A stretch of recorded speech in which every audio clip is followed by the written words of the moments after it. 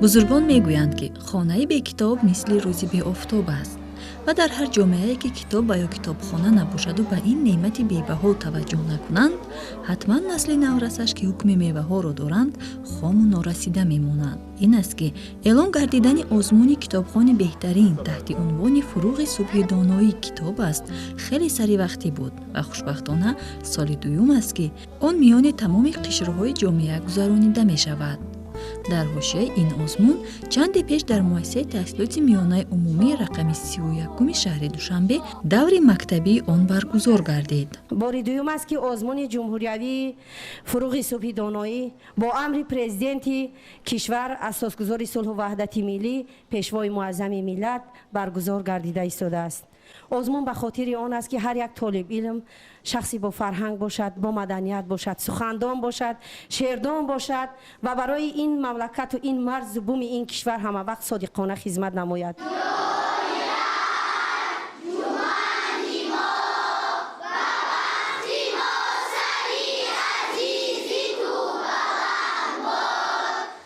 озмуни мазкур бо иҷрои суруди миллӣ оғоз шуда, дар аввал доварон дониши довталабонро дар номинатсияи ашъори кӯдакона санҷиданд. من شادیه و امینه می باشم. میخواهم که به شما یک شعر قرائت کنم. بر نام شعر بهاریه. بهار آمد صدایی بلبل آمد، نسیمی فارم و بوی گل آمد، لباسی سبز را صحرا به بر کرد، کلاهی سبسفید آلو به سر کرد. پس از باریدن بارانی نیسان، چیز بایندشت و کوهساران، بهار آمد چمن گل پوش آمد، دلی ما بچگان در جوش آمد. دویدیم و به سوی باغ رفتیم، همه مانند گل باریده گفتیم، درختی نو به باغ نو شینانیم، درختی سیب و زردالو رسانیم. به باغ ما درختی ناک روید، اناری لاله رنگ و تاک روید، همان سالی که آنها بار آورند، به ما خرسندی بسیار آرند.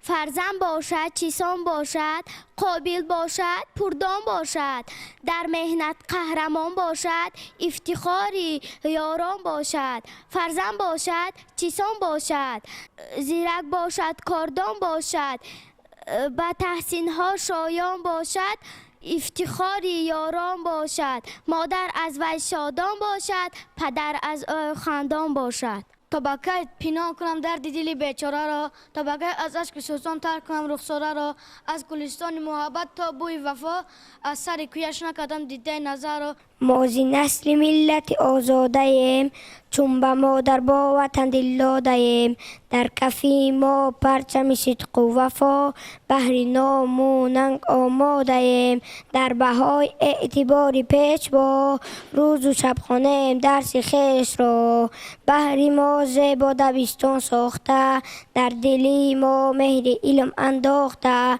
پیروی رای صداقت می شویم، پرچم از افتخار افراخته، در بهای اعتبار پیشوا، روز و شب خوانیم درس خویش را.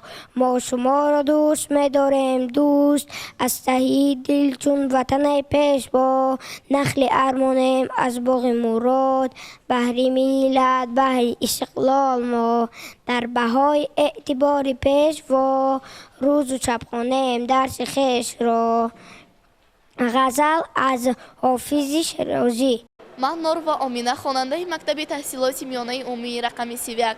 ما کودکان خوشبخت و خوشحالی از آن می‌بالیم که در چنین سرزمین آسایشته زندگی داریم و منتداری خود را به اساسگزار صلح و وحدت ملی، پیشوای ملت، پرزیدنت جمهوری تاجیکستان می‌رسانیم که به ما چنین آزمون‌ها را فراهم ساخته است.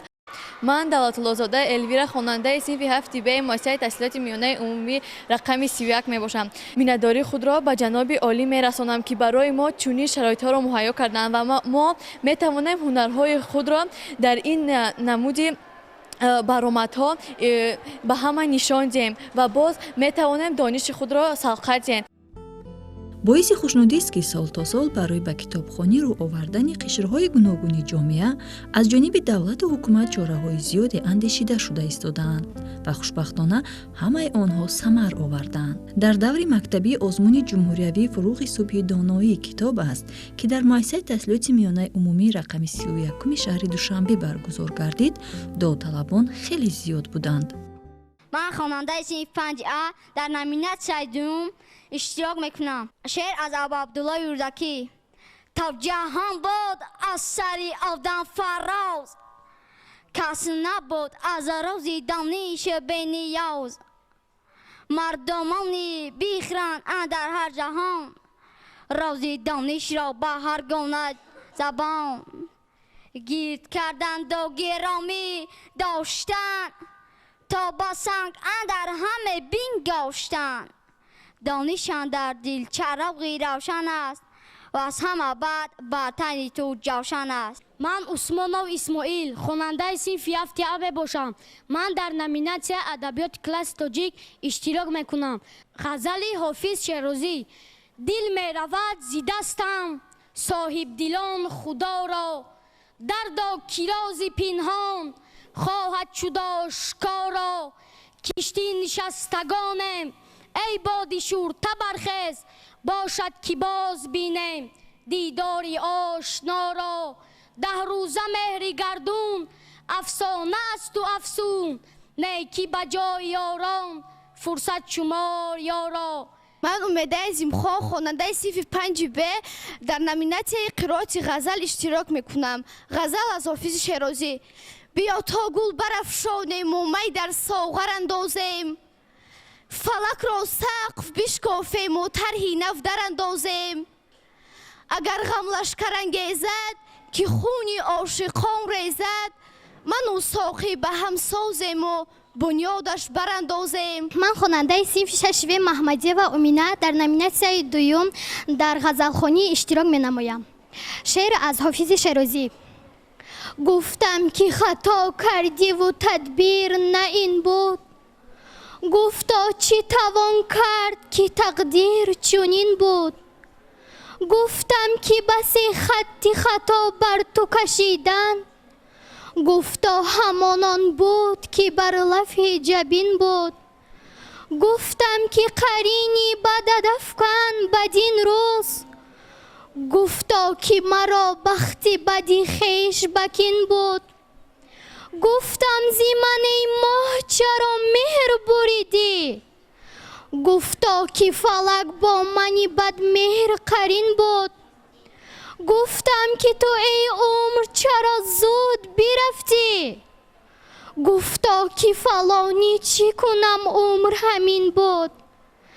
گفتم که نه وقتی سفرت بود چنین زود، گفتا که مگر مصلحتی وقت در این بود. من بابیه و امینه خواننده صنف 4A مؤسسه تحصیلات میانه عمومی رقم 31 شهر دوشنبه میباشم. در دو نامیناسیون اشتراک مینمایم. نامیناسیون ادبیات بچگانه و معاصر. کودک میگشت با قوطه خود در خیابانی لبی بحر کبود. می توانستی که در چشمان او پی بری از مقصدی پنهان او. می دوید آن هر طرف با جستجو، سوی هر یک راهگذر آورده رو. آگهی می داد سیمایی پسر، کامد از اینجا وای از ملک دیگر. اون نریزانده از خون نفی خود، در همین شهری لبی بحری کبود. گشت معلومم که افغان بچه است، ساده و گمراه و نادان بچه است. گشت معلومم که مهمان آمده است، مهمان از ملک افغان آمده است. گفتم ای سیاه هندی کابولی، کودک خوردی و در حکم گلی. جسم خوردت را با پشت هندوکش، کی هوا داد از چی میگردی خموش؟ یا تو را بخت سیاحت رانده است؟ باد افغانی مگر پرانده است؟ یا کسی گفته در هندوستان رزق انسان است چون آبی روان، هرچی میخواهی تو پیدا میکنی، ناز و نعمت ها مهیا میکنی، میرود در جویهایش جای یاب، در تمام فصل ها شیر و شراب. بلکه آوردی تو هنگام سفر جنت افسانوی را در نظر. این زمین کرده است از دور کهن فکر عالم را اسیر خویشتن. من عظمت و هدایت خواننده صنف 5B در نامیناسیون 2 یعنی قرائت کردن غزل اشتراک میکنم. این غزل از حافظ شیرازی. این چه سوری است که در دور قمر میبینم، همه ها فوق پر از فتنه و شر میبینم. هر کسی روز بهی میطلبد از ایام، علت آن است که هر روز بتر میبینم. ابلهان را همه شربت ز گلاب و قند است، قوت دانا همه از خون جگر میبینند. اسب توزی شده مجروح به زیر پالان، تفق زرین همه در گردن خر میبینند. دختران را همه جنگ است و جدل با مادر، پسران را همه بدخوی پدر میبینند. نه هیچ رحمی برادر را به برادر میبینم، نه هیچ شفق پدر را به پسر میبینم. پند حافظ گوش کن خواجه برو نیکی کن، که من این پند را از دور و گوهر میبینم. من غفور آوستی خواننده از صنف 7B مؤسسه تحصیلات میانه عمومی رقم 31 شهر دوشنبه می باشم و من میnnتداری خود را به جناب عالی میرسانم که به ما خوانندگان چنین آزمون ها را مهیا کرده است و من اشتراکچی آزمون می باشم و من خواهم که در همین نمود آزمون ها اشتراک نموده دانش خود را سیخل دهم و من خواهم که در این آزمون غالب برآمده به دور ناحیوی و شهری سزاوار جای نمایان گردم. من محمود و یاسمینی خواننده صنف 7B مؤسسه تحصیلات میانه عمومی رقم 31 می باشم.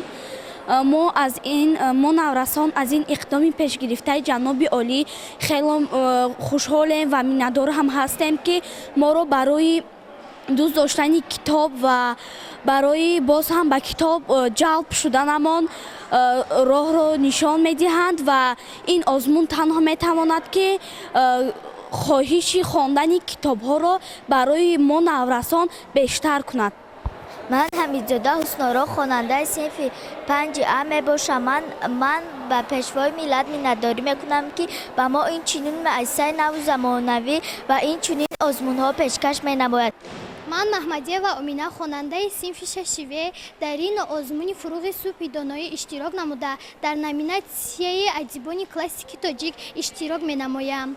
ما خوانندگان مؤسسه تحصیلات میانه عمومی رقم 31 شهر دوشنبه از این اقدام نجیب سرور دولت پیشوای ملت محترم امام علی رحمان منتداری خود را بیان می نماییم. امروز در مؤسسه ما آزمون فروغ صبح دانایی برگزار می گردد و من از این امیدوارم که در این دور غالب برآمده در دورهای ناحیوی و شهری اشتراک بکنم.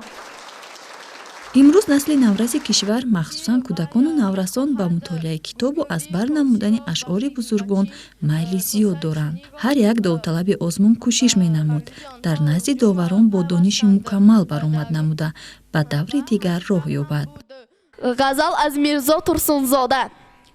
اگر از گریه کردم آب میشد دل من بود، با سیل اشک میشد غرق منزل من بود. اگر آسان نمی گردید مشکل من بود، به زیر موج دریا مانده ساحل من بود. اگرچه مردن فرزند را در جنگ دیدم من، اگرچه بارها بیگانه دلسنگ دیدم من، با امیده که بینم چاه کنها را به زیر چاه. نمردم گرچه در پیشم اجل هر رنگ دیدم من.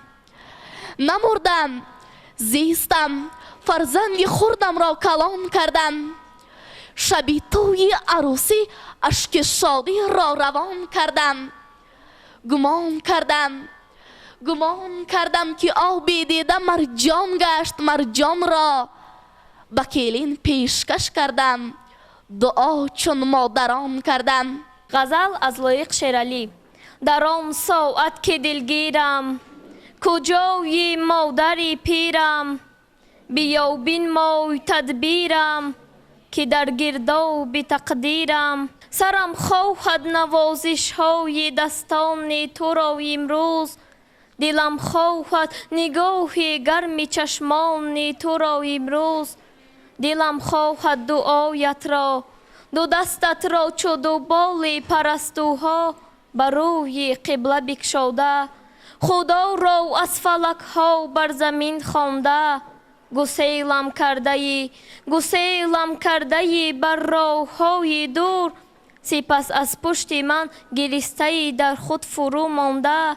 چی میپرسی تو از من بیشتر میدانی دنیا را و قسمت را. تو از من بیشتر میدانی صبح و شام دولت را. ولیکن من هر قدر از حکمت دنیا سبق خواندم. کتب کهنه و نو را چو بالین زیر سر ماندم. فزون از تو جهان و زندگانی را ندانستم. کشش های زمین و آسمانی را ندانستم که در 100 سالگی هم باز همچون کودک پرپیچ خواهم مرد. ندانستم که بعد شیر پاک تو فقط افسوس خواهم خورد. فقط افسوس. غزل از سعدی شیرازی.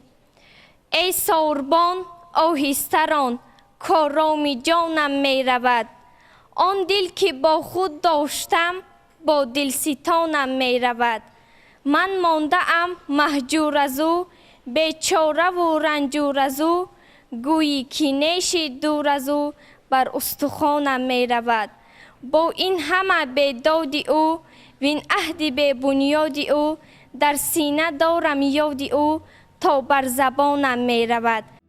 ҳамин тариқ дар даври мактаби озмуни ҷумҳуриявии фуруғи субҳи доноии китоб аст. дар муассисаи таҳсилоти миёнаи умумии рақами 31 шаҳри душанбе зиёда аз 100 нафар номнавис шуда ашъори мутолиа намудаашонро пешкаши ҳакамон намуданд. омӯзгорони нуқтасанҷ дониши иштирокчиёнро ҳамаҷониба санҷида беҳтаринҳоро барои иштирок дар даврҳои минбаъда номнавис намуданд.